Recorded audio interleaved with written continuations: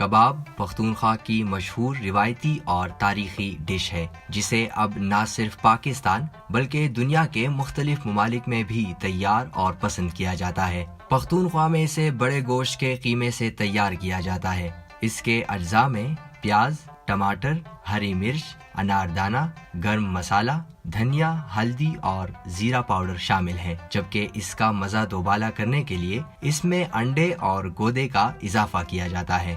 کباب تلنے کے لیے چربی کو پگھلا کر اس سے ایک خاص قسم کا تیل نکالا جاتا ہے، جسے بڑی کڑاہی میں ڈال کر تیز آگ کی مدد سے اس میں کباب تیار کیا جاتا ہے۔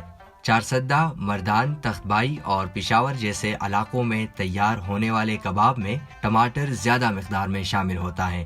اس طرح سوات اور بعض پختون علاقوں میں تیار کیے جانے والے کباب میں ٹماٹر کی جگہ پیاز زیادہ مقدار میں شامل ہوتا ہے۔ پختونخوا کے مختلف علاقوں میں موجود کباب خانوں میں آپ کو الگ الگ ذائقے کا حامل کباب کھانے کو ملے گا۔